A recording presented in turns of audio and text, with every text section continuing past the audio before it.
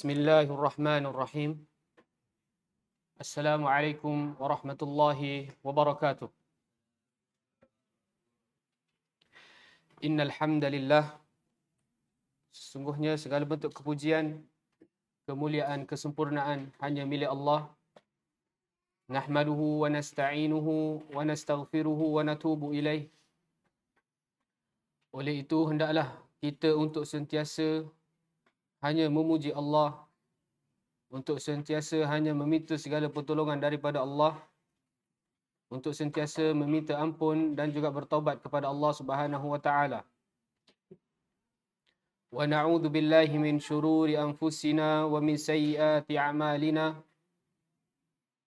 Dan tak lupa juga untuk kita sentiasa berlindung kepada Allah dari kejahatan hawa nafsu kita dan keburukan tingkah laku kita. Man yahdihillahu fala mudhillalah wa man yudlilhu fala hadiyalah. Kerana barang siapa yang telah Allah berikan taufik hidayah, maka tiada siapa yang mampu untuk menyesatkannya.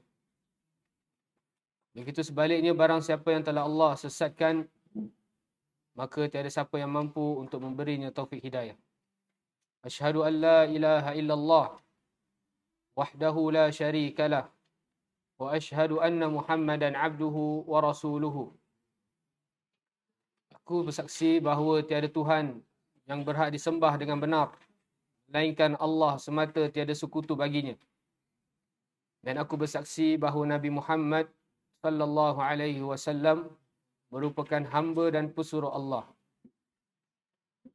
Qala Allah tabaraka wa ta'ala, ya ayyuhalladzina amanu taqullaha haqqa tuqatihi wa la tamutunna illa wa antum muslimun. Allah Subhanahu wa taala berfirman mengingatkan, wahai orang-orang yang beriman, bertakwalah kepada Allah dengan sebenar-benar takwa dan jangan sekali-kali kamu mati melainkan dalam keadaan Islam.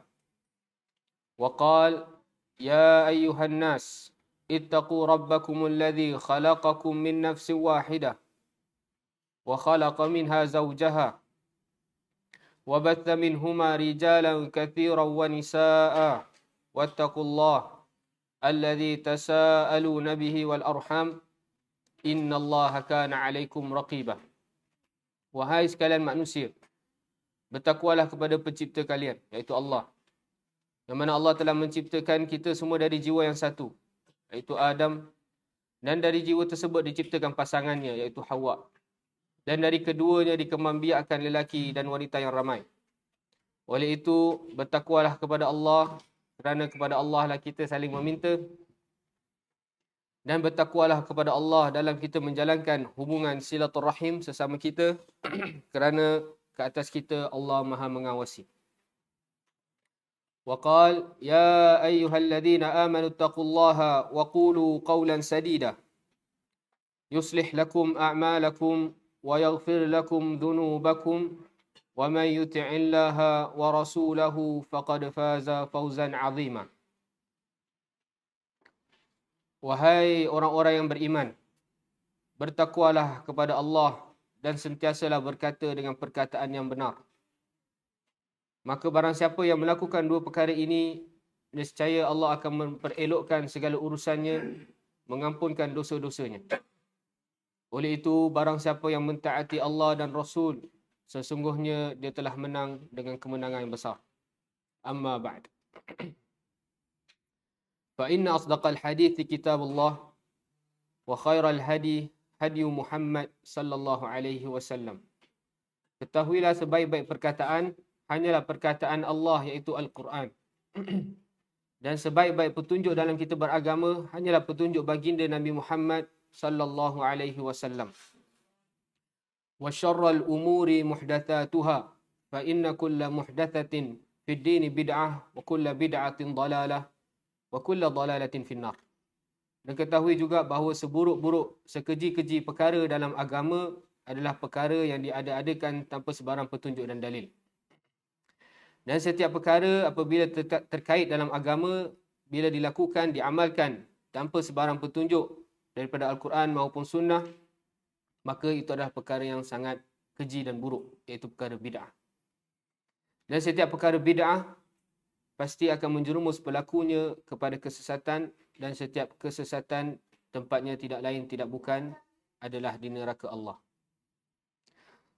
Taib, alhamdulillah. Alhamdulillahilladzi bi ni'matihi tatimmus salihat. Bersyukur kita kepada Allah Subhanahu wa taala dengan setinggi-tinggi kesyukuran kerana pada pagi hari yang sangat mulia ini, di bulan yang sangat mulia, Allah memberikan kita kesempatan, hidayah, taufik. Allah memberikan kita kesihatan. Allah memberikan kita keinginan untuk melakukan salah satu ibadah yang teragung di sisi Allah, iaitu menuntut ilmu.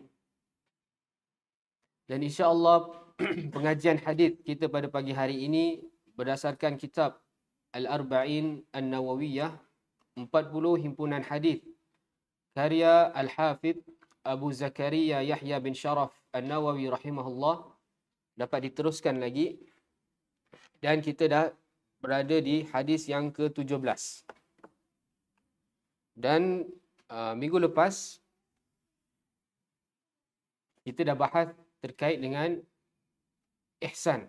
Kerana hadis yang ke-17 ini perbahasan utamanya adalah terkait dengan ihsan.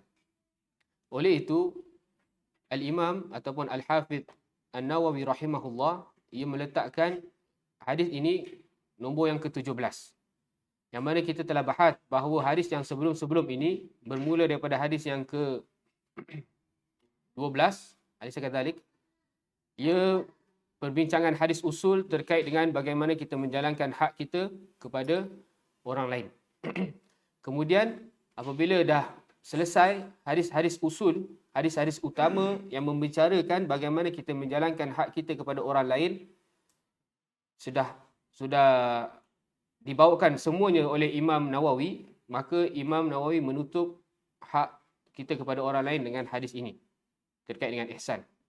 Dan ia juga hadis yang menerangkan bagaimana kita menjalankan hak kita kepada haiwan juga. Okay? Hak kita kepada Allah dan Rasul itu yang paling utama. Kemudian hak kita kepada diri kita sendiri. Kemudian hak kita kepada orang lain. Hablum minan nas. Kemudian sempurnanya Islam juga membicarakan tentang hak kita kepada haiwan yang tidak ada akal. Haiwan yang tidak ada akal, tetapi Islam, agama yang rahmah, juga memperhatikan perkara itu. Baik, kita pergi ke perbahasan.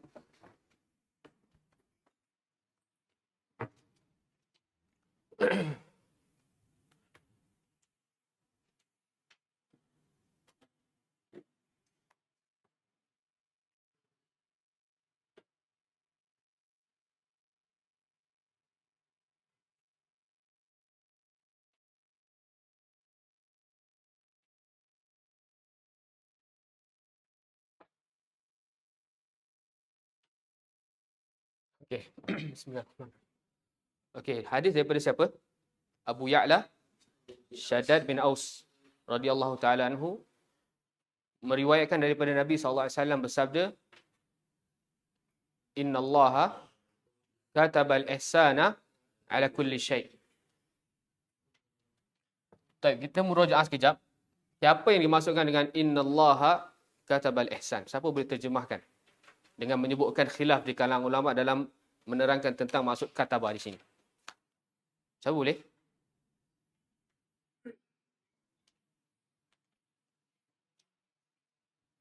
Mana tak faham ah? Susah nak jelaskan, tapi faham ah? Alhamdulillah. Adalah sikit tu. Baik.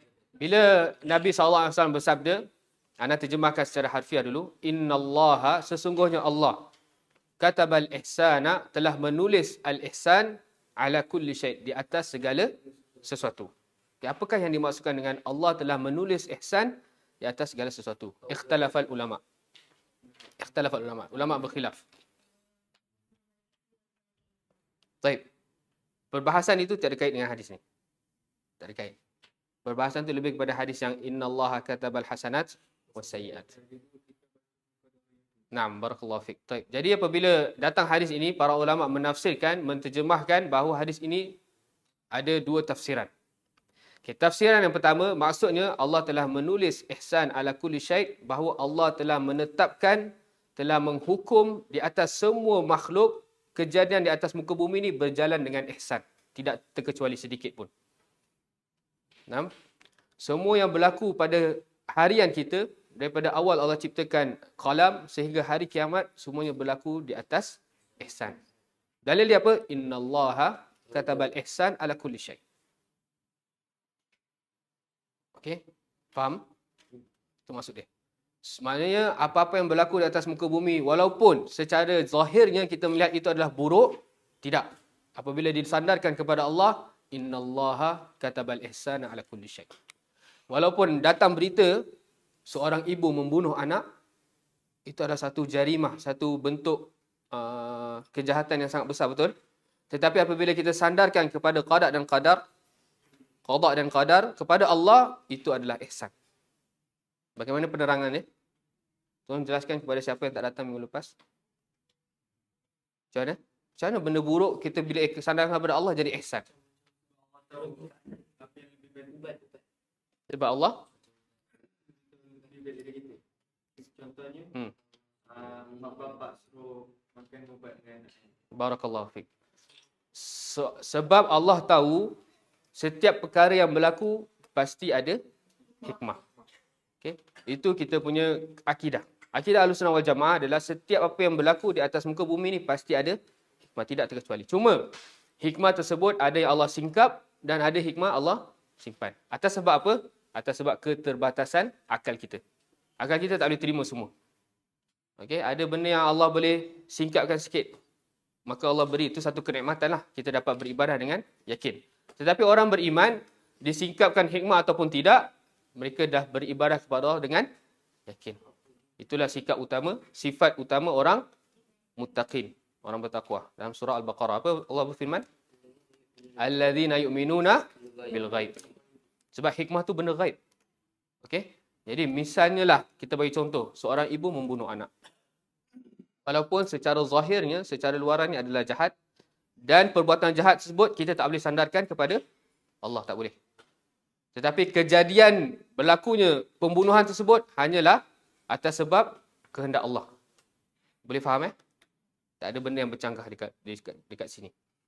Kemudian dengan seorang ibu tu membunuh anak, kemudian ibu tu menyesal. Yang anak tu kita tahulah, alatul masuk syurga, terus masuk syurga, tak ada masalah lah. Dia itu pun satu kelebihan ataupun satu kenikmatan, satu apa ni? Keistimewaan untuk anak tersebut. Dia mati sebelum dia dihisap, confirm masuk syurga. Okey, itu dah tahu, hikmah dia kita dah tahu. Ibu ni pula apabila dia membunuh anak, boleh jadi daripada dia jadi orang yang jahat, dia terus bertaubat, taubat nasuha. Sebelum dia dihukum hudud, dia bertaubat dengan taubat, Allah terima taubat dia, akhirnya dia menjadi ahli syurga. Jadi kalau kita bagi option dekat ibu ni, okey, awak kalau tak bunuh anak, macam inilah hidup awak. Awak teruk, marah anak, awak ni. Tapi kalau bila Allah bunuh anak ni, Allah takdirkan, awak jadi orang lebih baik, Allah bertaubat, Allah terima taubat Allah. Agak-agak dia pilih yang mana? Dia pilih bunuh anak, betul tak? Dia tahu. Begitu juga yang berlaku kisah antara Musa dengan Khidir. Kan, semua berlaku tu ada hikmah dia. Walaupun secara zahirnya adalah benda yang buruk. Diingkari oleh Musa. Tapi Allah lebih tahu. Okey, jadi innallaha katabal ihsana ala kulli syai'. Sesungguhnya Allah telah menetapkan, telah menghukumi di atas segala sesuatu di atas muka bumi ni alal ihsan. Semua berlaku dengan ihsan. Sempurna. Okey, kita dah belajar kan secara lughawi apa ihsan?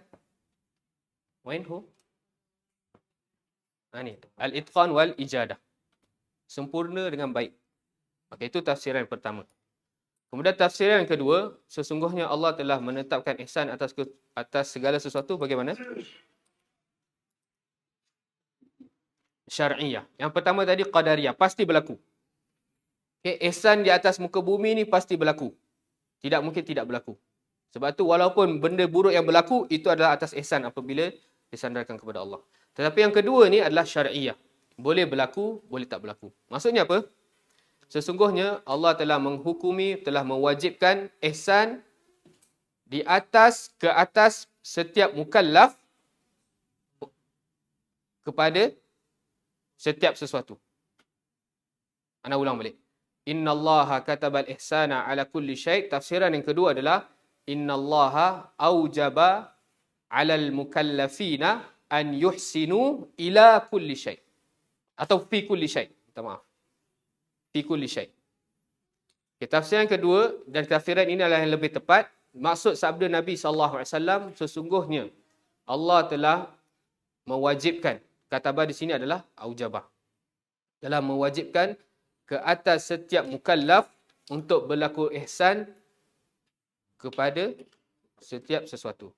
Maknanya hadis ini menunjukkan perintah Allah ke atas kita semua untuk berlaku ihsan kepada setiap perkara. Kepada Allah dan Rasul semestinya, kepada diri kita, kepada orang lain, bahkan kepada haiwan. Itu maksudnya. Sebab tu, yang kedua ni boleh jadi, boleh tak jadi. Tergantung hamba yang terima perintah ini. Okay? Kalau kita hari ini kita dapat perintah daripada Nabi SAW supaya berlaku ihsan, tergantung kita. Adakah kita nak berlaku ihsan terhadap kawan kita ataupun kita masih nak berlaku tidak ihsan. Itu maksudnya Al-Kitabah Syar'iyah. Boleh faham? Dan pendapat yang kedua ni adalah lebih rajih. Kerana apa? Kerana setelah itu Allah memberi contoh kewajipan kita untuk berlaku ihsan walaupun ketika membunuh. Walaupun ketika menyembelih haiwan. Okey? Baik. Jadi kita masuk kepada ihsan. Jika bila Allah dah mewajibkan ke atas kita untuk berlaku ihsan, kewajipan kita juga untuk tahu apa itu ihsan. Okay, yang pertama sekali, ihsan merupakan tingkatan tertinggi bagi seorang hamba Allah dalam beragama. Okey. Yang paling tinggi sekali adalah al-muhsin. Ini tahap yang paling tertinggi.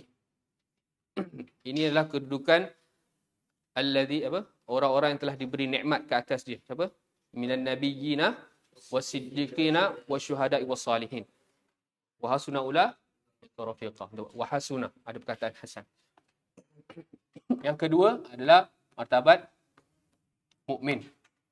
Mukmin ni mungkin anak tergolong daripada golongan mukmin. Kita beriman, tapi kadang dalam kita beribadah kita belum boleh sampai tahap lagi muhsin. Okey, yang paling bawah sekali adalah muslim. Dia hanya baru melakukan perkara secara luaran, secara zahir. Dia mengucap, dia solat, tapi dalam hati dia bagaimana hubungan dia dengan Allah, itu masih harus ada tahapan. Okey? Ada tahapan. Semakin banyak dia menuntut ilmu, makin akan semakin tinggilah iman dia. Okey? Makin banyak dia mengamalkan apa yang dia ilmui dan sampaikan, dia mungkin boleh tahap sampai muhsin. Faham tu? Alhamdulillah.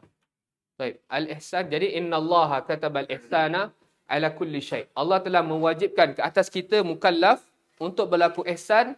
Ala di sini fi, pada setiap sesuatu. Okey. Perintah ihsan selain daripada hadis ini ada juga dalam Al-Quran. Sebagaimana dalam firman Allah surah Al-Baqarah ayat 155.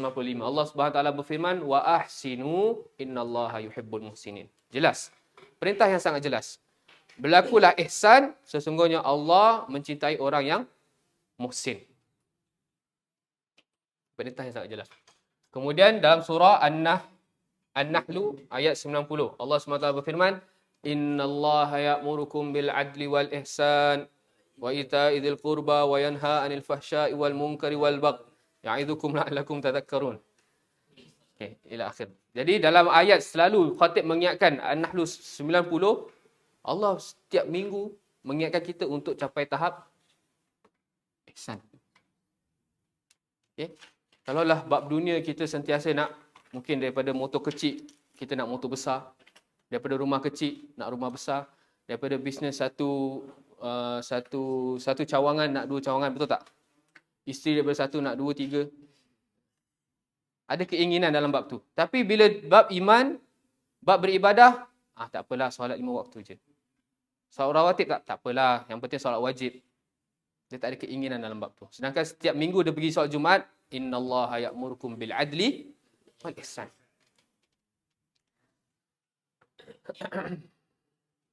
Okay, jadi ihsan, apakah itu ihsan? Ihsan secara bahasa dia adalah kata lawan bagi al-isa'ah, berbuat buruk. Ihsan berbuat baik, isa'ah berbuat buruk. Okey, ini pun adalah perkara yang penting untuk kita fahami. Okey. Jadi bila Nabi SAW bersabda dalam hadis 17 ni, sesungguhnya Allah mewajibkan ihsan. Mewajibkan. Kataba adalah aujabah. Sebagaimana firman Allah, ya ayyuhalladzina amanu kutiba alaikumus siyam. Telah diwajibkan ke atas kamu siam. Jadi kutiba, kataba sama. Aujabah ataupun ujibah. Jadi bila kita cakap wajib ihsan, maknanya kata lawan daripada ihsan, isa'ah, kita dapat dosa lah. Faham tak maksudnya? Betul? Okay, cuma persoalan dia, kan kita dah bahas, ihsan adalah tingkat yang tertinggi. Muhsin. Jadi kalau orang yang baru sampai mukmin, adakah dia sentiasa berdosa? Faham ke soalan? Tak faham? Kurang? Okay. Kan dalam hadis ni cakap Allah mewajibkan berlaku ihsan setiap sesuatu. Jadi kalau kita tak sampai tahap ihsan, kita tak solat tu kita tak sampai melihat Allah ataupun kita merasa Allah melihat kita, adakah kita berdosa? Tak. Macam mana bercanggah dengan hadis ni? Allah dah wajibkan. Kalau wajib tak buat, dosa. Sebab tu ihsan, kata lawannya terbahagi menjadi dua. Yang pertama al-isa'ah. Ihsan berbuat baik, isa'ah berbuat buruk. Apabila kita kata lawan ihsan, iaitu kita berbuat buruk, inilah baru berdosa. Allah suruh sayang kawan. Tapi dia tak sayang kawan dia. Dia curi barang kawan dia. Dosa tak? Dosa. Itu adalah al-isa'ah. Okey, kata lawan yang kedua, tarku al-ihsan. Meninggalkan ihsan. Yang ini tidak berdosa. Tak dosa. Maksudnya apa? La yu'minu ahadukum hatta yuhibba li akhihi ma yuhibbu li nafsi. Tidak sempurna iman wajib seseorang sehingga dia mencintai saudara dia sebagaimana dia mencintai diri dia. Dia dah bangun awal. Tapi dia boleh je kejut kawan dia, tapi dia tak ada rasa mahabbah diniyah tu, tak ada. Dia pergi ambil uduk, dia mandi ambil uduk, dia pergi masjid seorang-seorang. Aku nak masuk syurga seorang-seorang biar kawan aku tertidur. Sedangkan kawan tu lah kejut dia pergi sahur, masakkan dia. Dia tengok dia tinggalkan dalam bilik seorang-seorang. Betul tak? Sebab apa? Tak ada perasaan mahabbah diniyah. Tapi berdosa tak orang tu? Berdosa, tu berdosa. Contoh lain nak bagi. Tu wajib. Okey. Itu berdosa, itu sebab iman wajib. Okey, yang tak berdosa adalah ithar. Contoh ithar, dia ada ayam 2 ketul. Dia goreng ayam 2 ketul. Lepas tu dia tahu kawan tu lapar. Dia pun lapar. Tak apalah, aku bedalah dua ketul ni. Dia berdosa tak? Tak berdosa. Tak berdosa. Dia tak berlaku dia tak melakukan isa'ah pun. Tapi dia telah meninggalkan ihsan. Ini cerita sahur Dia meninggalkan ihsan. Boleh faham? Okay, jadi innallaha katabal ihsana ala kulli syai'. Kita tengok wajib, ya, betul wajib. Tapi kena tengok apa yang kita lakukan. Adakah terkait dengan berbuat dosa ataupun meninggalkan sekadar tahap ihsan tersebut. Okey? Jadi kalau kita terangkan orang, Allah dah mewajibkan ihsan. Macam tu je. Jadi orang akan rasa dia sentiasa buat dosa. Sebab dia tak boleh sampai tahap ihsan lagi. Boleh faham? Jadi ihsan kata lawan dia, isa'ah, berbuat buruk, itu dosa. Yang kedua, meninggalkan ihsan. Maka itu tidak berdosa. Okey, secara bahasa, ihsan mempunyai 2 makna. Dalam bahasa Arab, bila kita sebut ihsan, ada 2 makna. Yang pertama, itqan wal ijadah. Kesempurnaan dan kebaikan. Yang kedua, al-tafaddul wa ziyadah. Lebihan dan tambahan. Jadi memang orang yang muhsin tu, dia sentiasa lebih. Kalau orang mukmin, dia sentiasa solat 5 waktu. Orang muhsin, solat 5 waktu berjemaah di. Kalau orang mukmin dia solat tapi tak solat sunat rawatib, orang muhsin dia solat 5 waktu dan solat rawatib. Kalau orang mukmin dia solat wajib, dia solat rawatib tapi tak solat malam, orang muhsin dia solat rawatib dan juga solat. Dia sentiasa tafaddul wa ziyadah. Itu dari bab sisi lain. Dari sisi lain, setiap ibadah yang dilakukan, dia solat, dia bersedekah, dia zakat, apa-apa ibadah, dia lakukan dengan itqan dan ijadah. Sempurna dan baik. Bagaimana sempurna dan baik itu? Rukun dia sendiri. Anta'budallaha ka'annaka tarah. Bentuk kesempurnaan dalam kita beribadah adalah kita beribadah seakan-akan kita melihat Allah. Kalau tak sampai tahap tu, kena ada perasaan Allah sedang melihat kita. Al-musyahadah wal muraqabah. Okey, itu kita dah sampai, minggu lepas kita sampai sini kan? Okey, secara syarak.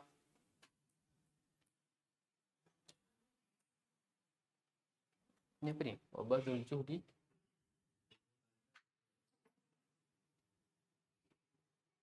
Okey, secara syarak, apa-apa yang maksudnya dalam firman Allah, innallaha ya'murukum bil adli wal ihsan. Apa maksud ihsan dalam ayat ini? Ini secara syarak. Wa ahsinu innallaha yuhibbul muhsinin. Apa maksud ihsan dalam ayat ini? Kita kena rujuk makna syarak.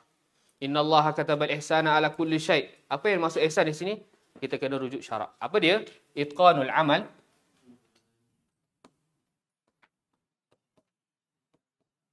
Itqan tadi apa kita sebut? Sempurna. Menyempurnakan amal.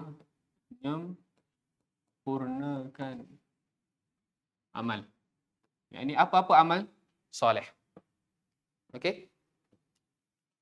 Amal alladhi yang yaqumu bihil muslim. Yang seorang muslim melakukannya, mendirikannya. Iaitu apa-apa amal dalam kehidupan dia. Okey? Dia lakukan dengan itqan. Ketika solat, dia solat dengan sempurna, iaitu khusyuk. Ketika baca Quran, dia baca dengan sempurna, dengan tajwid, dia faham makna dan lain sebagainya. Ketika dia mengeluarkan zakat, dia keluarkan zakat cukup nisab dan haul. Semua sempurna. Ketika dia melakukan umrah, dia melakukan betul-betul ikut dengan sunnah Nabi SAW, daripada tawaf, daripada sa'i dan lain sebagainya. Itu maksud itqanul amal. Bagaimana kita nak sampai tahap itqanul amal? Kena ada ilmu. Sebab tu, sebelum kita nak capai tahap muhsin, kita kena menuntut ilmu. Tak ada istilah, dia dah faham Islam, dia dah buat semua rukun Islam, dia dah faham rukun iman, dia cakap, aku dah boleh sampai tahap muhsin. Tak mungkin. Muhsin tu mesti ada ilmu. Jadi setiap apa yang dia lakukan, bila ia terkait dengan ibadah, dia pasti ada ilmu. Yang ini apa? Dia ada dalil dengan pasti bahawa inilah yang Nabi lakukan. Ketika dia solat, dia takbiratul ihram, dia yakin bagi inilah Nabi SAW takbir. Sebab apa? Sebab dia ada ilmu berdasarkan hadis-hadis yang sahih. Itulah orang yang itqanul amal. Dia tak ada ikut-ikut orang. Dia nampak orang tu macam ni. Dia nampak orang tu macam ni. Aku nak ikut yang mana Macam ni macam stylo sikit. Itu bukan muhsin. Okay. Bagaimana cara Nabi SAW takbiratul ihram? Telapak tangan menghadap kiblat. Tangan dia antara bahu dan telinga. Nampak sempurna. Itqanul amal. Sallu kama ra'aitumuni salli. Itu maksud itqanul amal. Jadi orang yang nak jadi orang muhsin, setiap ibadah yang dilakukan kena sempurna. Bagaimana ibadah itu sempurna? Kena cukup syarat. Apa syarat dia? Ikhlas dan ittiba'. Ada keluar video pendek tentang ikhlas dan ittiba' ni. Siapa? Ibrahim. Boleh rujuk video Ibrahim. Ustaz Ibrahim. Sah? Video pendek kan? Sah? Nah.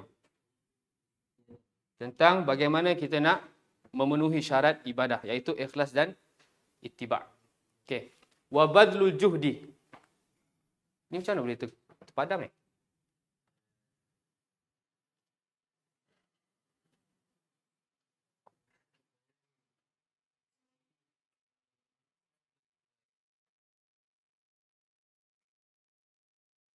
Liijadatihi. Liijadatihi.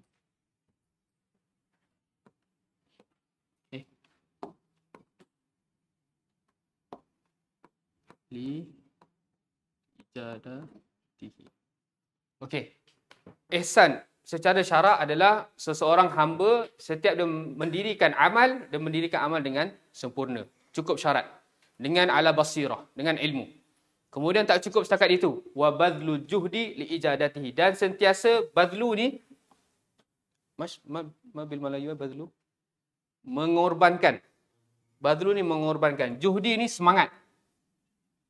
Okey, badlu mengorbankan. Mengorbankan. Juhdi ni semangat, juhud. Maksud dia apa? Walaupun dia dah melakukan amalan tersebut dengan itqan, setiap hari ketika dia melakukan amalan tu, dia tak pernah dia melakukan amal atas sebab kebiasaan, tidak. Orang muhsin tak pernah dia melakukan amalan ibadah dia adalah satu kebiasaan. Maksud dia apa? Kenapa awak puasa? Sebab orang dah puasa. Lagipun mak saya kejut saya sahur. Tak nak saya kena puasa lah. Dia puasa pun tidak imanan wahtisaban, tak.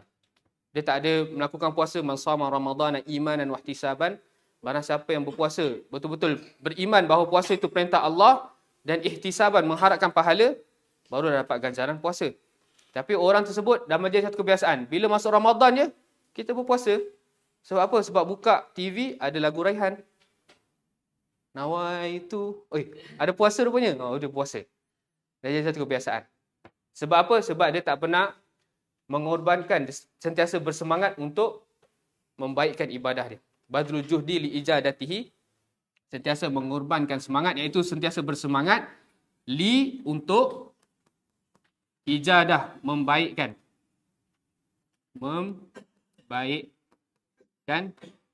Ini amal. Sentiasa semangat untuk menjadikan amalan dia amalan yang terbaik. Okay, first tadi apa? Poin yang pertama, melakukan sesuatu amalan dengan itqan, sempurna. Cukup syarat, ada ilmu. Yang kedua, sentiasa semangat, sentiasa berusaha menjadikan amalan adalah amalan yang terbaik. Daripada khusyuknya, daripada ikut sunnah dia, daripada niat tu apa yang penting. Jadi orang-orang muhsin ni, sebab tu ada pepatah Arab cakap, ibadatul ghafil adah. Ibadatul ghafil adatuhu. Ibadahnya seorang yang hati lalai akan menjadi kebiasaan. Adah. Kenapa solat subuh? Memang kena solat, bangun solat.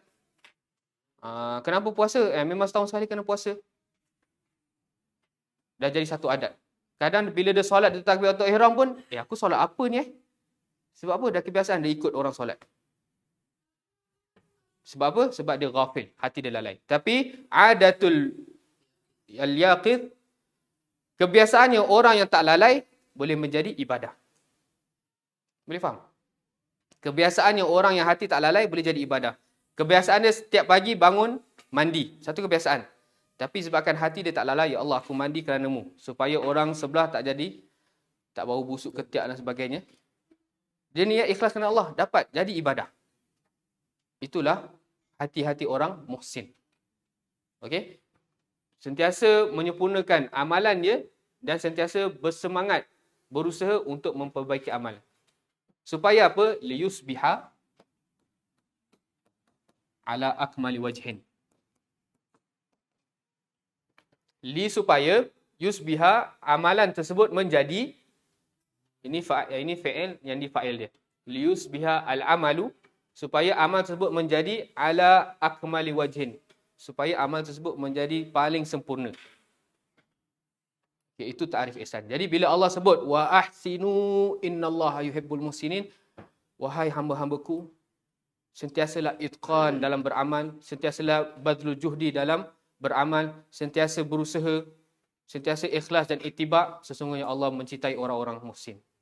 Bila Allah sebut innallaha ya'murukum bil adli wal ihsan, sesungguhnya Allah perintah untuk berlaku ihsan, untuk kita sentiasa itqanul amal, kita badlul juhdi supaya amal kita menjadi paling sempurna. Bila Nabi SAW bersabda, innallaha katabal ihsana ala kulli syai', Allah mewajibkan kita untuk ihsan pada setiap sesuatu. Dalam kita solat, kita kena itqan. Dalam kita bersedekah, kita itqan. Dalam kita bersahabat, kita itqan. Dalam kita menuntut ilmu, kita kena itqan.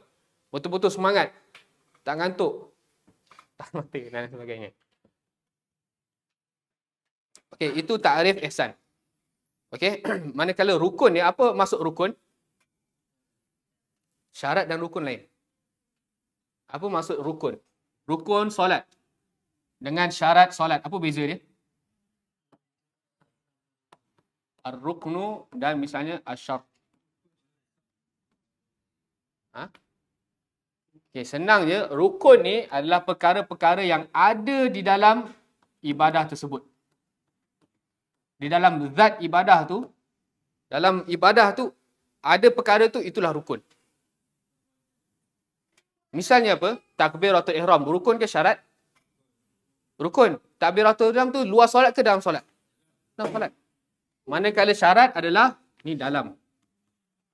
Syarat adalah luar ibadah tersebut. Berwuduk. Syarat solat ke rukun solat? Syarat solat. Syarat sah solat adalah berwuduk. Adalah wuduk ketika kita takbiratul ihram kita berwuduk ke atau luar solat kita berwuduk? Okay. Jadi rukun ihsan maksudnya perkara yang harus ada dalam ihsan. Okay, bagaimana kita dah tahu takrif menyempurnakan amal. Okay, bagaimana kita nak menyempurnakan amal? Apa ada di dalam kesempurnaan amal tersebut? Ini rukun. Dan inilah yang ditanya oleh Jibril kepada Nabi SAW. Akhbirni anil ihsan. Qul.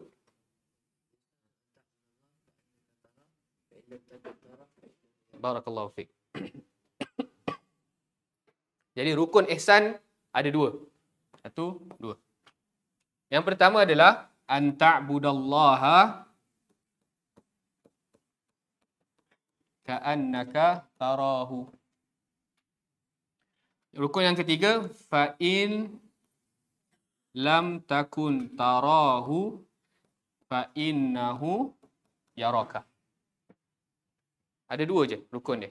Bagaimana dalam kita nak menjadikan amalan kita setiap ibadah, tak kira apa-apa pun, solat ke, zakat ke, sedekah ke, bermuamalah ke, lain sebagainya. Bagaimana nak sampai tahap itqan, bagaimana nak sampai tahap ihsan, kena hadirkan salah satu daripada dua rukun ni. Rukun yang pertama dan rukun yang paling tertinggi adalah tahap muraqabah. Al-muraqabah. Iaitu apa? An ta'budallaha. Engkau beribadah kepada Allah. Apa maksud ibadah? Apa makna ibadah? Kullu ma yadahu Allah wa yuhibbu minal aqwali wal af'ali zahira wal batinah. Ibadah adalah semua perkara yang Allah redha dan cinta daripada aqwal, perkataan, af'al, perbuatan yang zahir maupun yang batin. Jadi apa-apa perkara yang Allah redha, yang Allah cinta, yang Allah perintah, ia dinamakan ibadah. Jadi kalau kita nak melakukan ihsan, iaitu kita menyempurnakan kita punya ibadah kepada Allah, kita kena ada hadirkan perasaan an ta'budallaha ka'annaka tarahu. Engkau beribadah kepada Allah, menyembah Allah seakan-akan engkau melihat Allah. Ka'anna seakan-akan, ka ni engkau, tara melihat, hu ni Allah. Itu rukun yang pertama. Jadi ketika kita solat, kewajipan kita kalau nak sampai tahap ihsan, solat yang mutkin, solat yang sempurna, solat yang jayyid, yang baik, solat yang tafaddul wa ziyadah, yang lebih daripada orang-orang lain, adalah kita solat seakan-akan kita melihat. Dalam kita nak bersedekah, dalam kita nak mengeluarkan wang kita nak bagi kepada orang miskin asnaf, kita melakukan ibadah tersebut seakan-akan kita melihat Allah. Okay, tak ada istilah aku sedekah untuk nama ke, apatah lagi untuk redha manusia, itu jauh sekali bagi orang-orang muhsin. Sebab apa? Sebab ketika dia ibadat, depan dia siapa? Pencipta dia. Ana bagi analogi lah. Antum belajar, ada ustaz kat depan. Dengan antum belajar, ustaz tak ada. Mana yang lebih ngantuk? Ya memang dua-dua ngantuk, tak dinafikan. Mana yang lebih ngantuk? Ustaz tak ada, betul tak? Sebab apa? Sebab tak ada ustaz yang memerhatikan. Tapi bila ada ustaz kat depan, ustaz tu pula garang, ngantuk apa pun dia tahan. Sebab ka'annahu tara ustaz. Dia melihat ustaz tersebut. Begitu juga kita. Ya, Allah adalah ghaib. Dan ciri-ciri muttaqin adalah yu'minuna bil ghaib. Jadi memang orang-orang beriman, orang-orang bertakwa diuji dengan tidak melihatnya benda yang ghaib yang harus dia percaya dan imani. Ya, satu ujian yang sangat berat.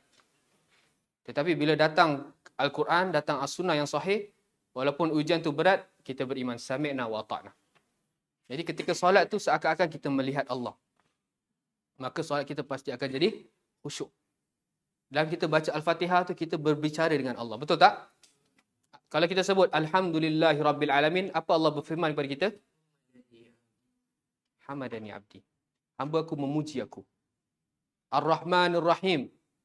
Athna alayya abdi. Hamba aku memuji aku. Malik Yaumiddin. Allah balas. Majadani Rabbi. Majadani abdi. Hamba aku membesarkan aku. Bagaimana kita nak sampai tahap itu? Kena ada ilmu. Kena ada ilmu. Okay, kalau kita menuntut ilmu menjadikan sebagai part time, kita tak mungkin dapat tahu. Ilmu adalah mungkin. Bagaimana, okay, ada tak orang selain bulan puasa lah, makan part time? Makan untuk perut dia, kau dah makan belum? Lupalah. Bila nak makan? Hujung minggu lah baru makan. Satu Ahad ni ada daurah makan, baru saya makan. Seminggu tu tak makan. Untuk bagi makan perut dia, dia tak ada macam tu, betul tak? Setiap hari dah makan. Bahkan pagi, duha, siang, sebelum petang, sebelum malam, maghrib lah semua. Full, makan, betul tak? Untuk bagi makan dia punya fizikal dia. Tapi dia punya batin ni, dalaman dia tengah lapar. Lapar kan apa? Makanan ilmu. Tapi dia bagi makan setiap hujung minggu. Tak mungkin lah. Jadi ilmu tu kita kena sentiasa. Dan Alhamdulillah, Allah dah bagi kita nikmat yang sangat besar pada zaman kita sekarang. Hanya hujung jari je kita boleh dapat semua ilmu. Kita dengarkan ceramah ustaz-ustaz. Kita boleh ada satu jadual. Okay. Hari ini nak belajar tentang akidah. Hari ini nak belajar tentang hadis. Setiap malam belajar tadabbur. Itulah kehidupan seorang Muslim yang ingin sampai tahap muhsin. Dia ada peningkatan, ada berkembang dalam keimanan dia kepada Allah. Okey, jadi rukun yang pertama, kita beribadah kepada Allah seakan-akan kita melihat Allah. Itu al-muraqabah.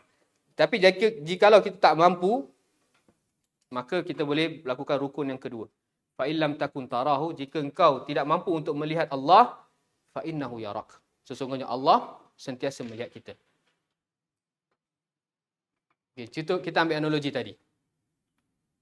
Ustaz tak ada kat depan, dah ngantuk-ngantuk. Tapi ada orang beritahu, ada CCTV. Ustaz tengok daripada CCTV. Ngantuk lagi tak? Kuranglah sikit ngantuk. Betul tak? Boleh faham? Kalau kita belum mampu sampai tahap kita seakan-akan melihat Allah, tengok Allah sentiasa melihat kita. Kita berkhayal ke time solat, kita fikir benda lain ke, kita tak khusyuk ke, Allah tahu. Okey? Boleh faham? Jadi dah boleh kita pindah ke peringkat seterusnya dalam kita beribadah. Boleh? Sentiasa itqan, sentiasa badlul juhdi, bersemangat untuk menambah baikkan. Dengan apa? Dengan ilmu. Okay, ilmu tu untuk diamal. Bukan ilmu tu untuk disimpan, kita bangga, tak. Segala ilmu yang kita pelajari, hadis-hadis yang kita pelajari tentang puasa, hadis tentang kewajipan tadabbur Al-Quran, itu semua untuk kita amalkan untuk diri kita. Supaya kita dapat kedudukan yang terbaik di sisi Allah. Okey. Jenis-jenis ihsan. Ya, bila Allah sebut wa ahsinu, bila Allah sebut innallaha ya'murukum bil adli wal ihsan, dan ayat-ayat lain, ihsan tersebut, perintah ihsan ada jenis-jenisnya. Yang pertama, jenis ihsan yang pertama, nau'uhu,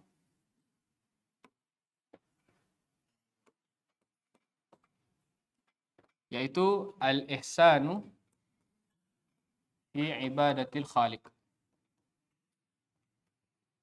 Ihsan yang paling utama sekali untuk kita ambil cakna adalah dalam kita melakukan ihsan ketika mana kita beribadah kepada fi ibadah al-khaliq, pencipta kita, iaitu Allah.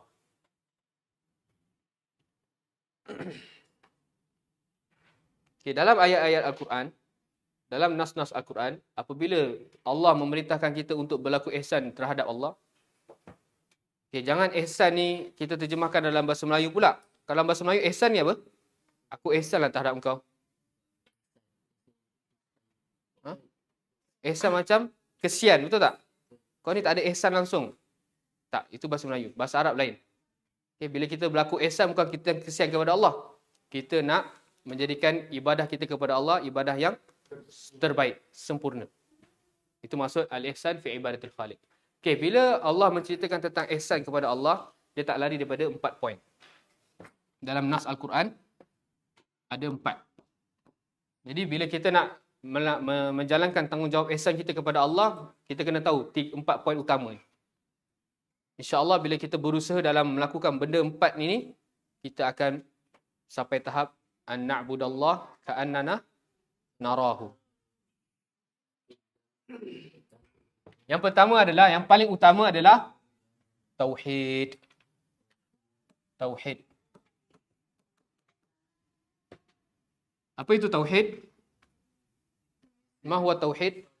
Ifradullahi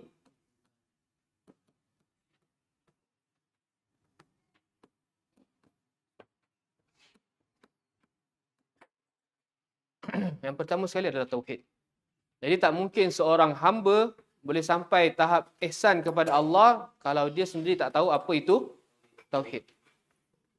Sebab tu perkara yang paling utama dan utama untuk kita ajarkan kepada anak kita adalah tauhid.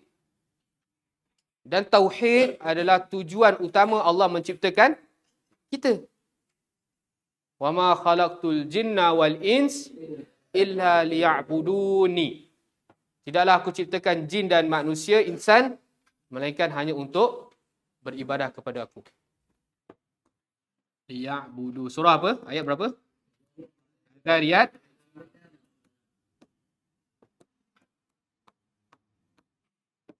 Cuba rujuk ayat. Ada tak ayat ni? Tak ada kan? Tapi nun tersebut baris bawah. Jadi bahasa Arab bila diorang dah tahu maksudnya beribadah kepada Allah, jadi diorang buang ya. Diorang hanya taruh harakat. Sebab kalau tak ada ya, liya'budu na, betul tak sisi bahasa Arab? Ada lam, lepas tu ya'budu ada na. Tak betul. Mesti tak faham kan? Sebab kalau betul-betul tak ada ni kepada aku, yang betul adalah liya'budu. Sebab ada harus lam ni akan hazfu nun. Okay, tapi bila ada nun, macam salah je. Sebab nun dia baris bawah. Tak apa, jangan fokus sangat. Sebagai tambahannya. Okay, ala kulli hal, Allah SWT berfirman dalam surah Az-Zariyat ayat 56. Wa ma khalaqtul jinna wal ins, tidaklah aku ciptakan manusia dan jin. Allah dah beritahu dah. Jadi apa-apa persoalan, kenapa aku wujud kat muka bumi ni? Kenapa ada atuk aku? Kenapa ada aku kat sini sekarang? Kan? Ada orang-orang kafir, persoalan ni tak dapat jawapan. Mereka tak dapat jawapan. Betul tak? Kita alhamdulillah Allah bagi kita taufik Islam. Semua persoalan, soal kehidupan ada jawapan dia. Jadi tujuan utama kita berada di atas muka bumi Allah ini hanyalah untuk beribadah kepada Allah. Maksud liya'budu ni adalah liwahiduni. Liwahidu. Liya'buduni ay yakni liwahiduni. Iaitu mentauhidkan aku. Maksud apa mentauhidkan aku? Ifradullah bil ibadah. Mengesakan Allah dalam setiap ibadah. Itu tujuan utama dia. Bila Allah perintahkan kita untuk lakukan solat, ibadah tak solat, maka bila kita lakukan solat bukan kerana Allah, kita bukan tauhid. Kata lawan tak tauhid apa? Syirik. Bila kita syirik, apa balasan kita?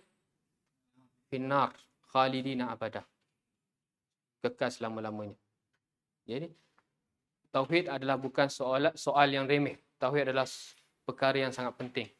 Kita kena betul-betul faham. Sebab bila kita betul tauhid kita, semua amalan kita akan betul. Sebab kita dah betul-betul kenal pencipta kita. Okey, boleh buka surah An-Nisa ayat 36. Kita nak ringkaskan dulu. Poin-poin yang seterusnya nanti minggu depan kita akan sambung dengan ayat-ayat dia. Yang ketiga adalah al-istislam. Apa al-istislam ni? Menyerah diri bulat-bulat kepada Allah. Menyerah diri, yakni kepada Allah.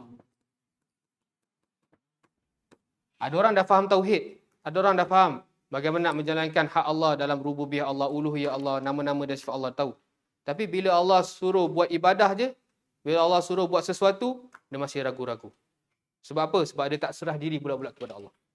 Dalam ibadah yang dia mampu lakukan, dia buat. Tapi ada ibadah yang berat dia nak lakukan, dia tak buat.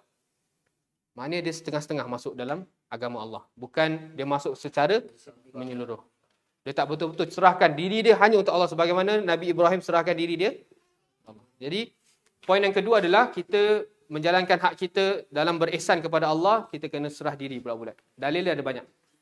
Yang ketiga adalah al-ittiba'. Ittiba' ni apa?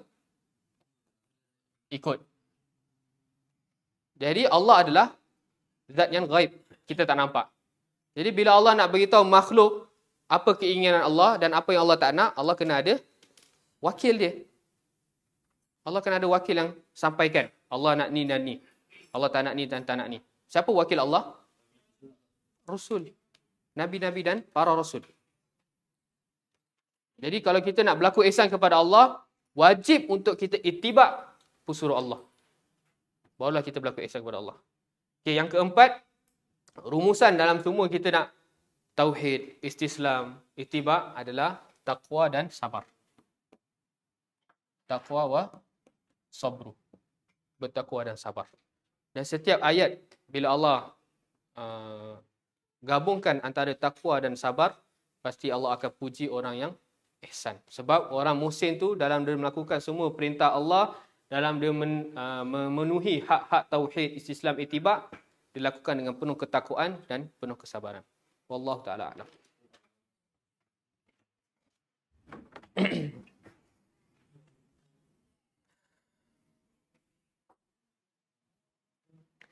Baik.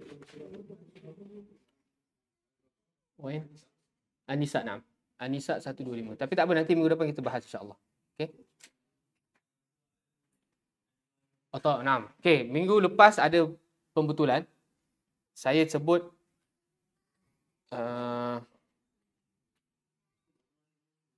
bukan. Lah tak. Ayat apa tu Ana salah bagi dalil. Ada pembetulan.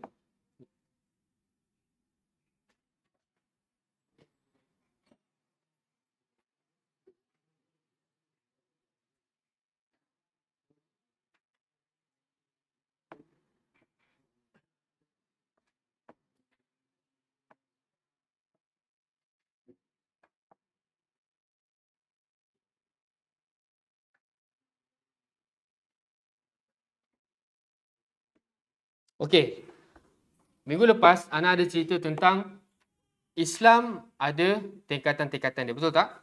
Ada Islam, ada mukmin, ada iman dan ada ihsan. Lepas tu Ana tanya, ada dalil ke Allah dan Nabi SAW bahagikan tingkatan-tingkatan ini? Betul tak? Lepas tu salah satu dalil dia adalah dalam surah, Ana sebut ketika itu surah At-Taubah, ayat berapa Ana tak ingat. Lepas tu Ana cakap, qalatil a'rab amanna. Betul tak? Siapa ingat? Okay, dia bukan surah At-Taubah, surah Al-Hujurat. Jadi Ana salah sumber. Sumber rujukan Ana dalam merujuk ayat-ayat ini salah. Jadi dia bukan surah At-Taubah. Qalatil a'rabu amanna kullam tu'minu walakin qulu aslamna, itu adalah surah Al-Hujurat. Ayat kam? Ayat 14. Surah Al-Hujurat ayat 14. Bukan surah At-Taubah, okey? Ada pelajar cari kat At-Taubah. Duk belik daripada ayat 1 sampai akhir. Mana qalatil a'rab? Ana minta maaf. Okey, kulu bani Adam apa? Naam. Wadih Okay, kita tutup majlis kita dengan tasbih kafarah. Subhanakallahumma wa bihamdik, asyhadu an la ilaha illa anta, astaghfiruka wa atubu ilaik. Assalamualaikum warahmatullahi wabarakatuh. كتاب الله ترق جنانه وتنى